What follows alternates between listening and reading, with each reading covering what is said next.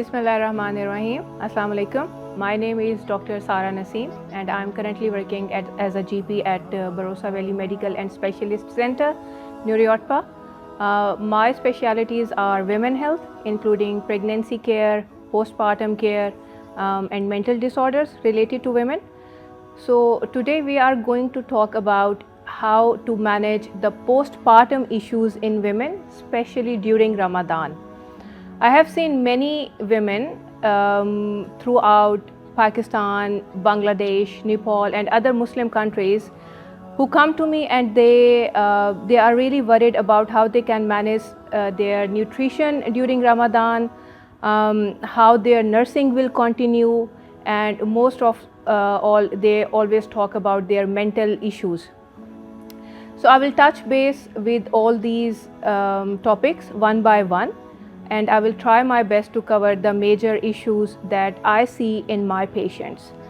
First of all, regarding nutrition, the major thing which I ask women and my patients to do during Ramadan especially is stay hydrated. If you are a postpartum mother, means if you have given birth to your child in last 3 to 6 months, if you are breastfeeding your child, no matter how old is your child, you need to stay hydrated. This year especially we are having Ramadan in Australia during the summer season, and I think during this season staying hydrated, drinking plenty of water is more important than ever. I would just like to remind you that when we talk about hydration, it's not about only drinking plain water. You can take plenty of fruit juices, you can have Hydralyte, you can have Gatorade with no sugar, any kind of cordial, any kind of homemade lemonades, or even milk and yogurt drinks like lassi. You can take any kind of fluids to increase your hydration status. So you need to aim for at least 8 glasses of liquid during your non-fasting hours. Then we come on the balanced meals. So make sure that you are eating complex carbohydrate containing foods like whole grains, brown rice, lean proteins including chicken, fish, beans, and healthy fats like avocados, nut and olive oil. High proteins diet is equally important for the postpartum mothers and the breastfeeding mothers.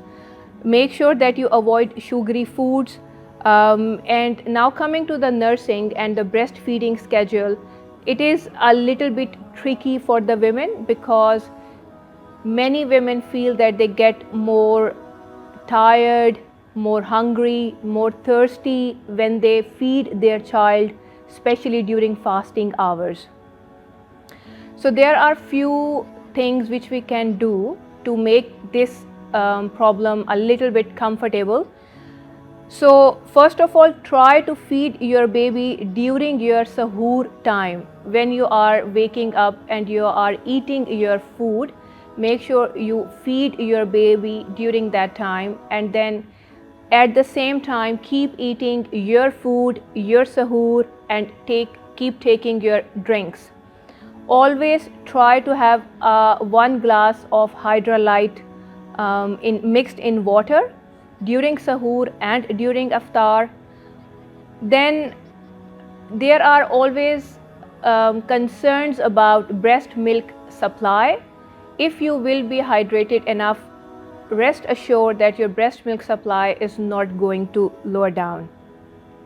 One more thing is that you can actually express milk during non-fasting hours and store it to use during your fasting hours.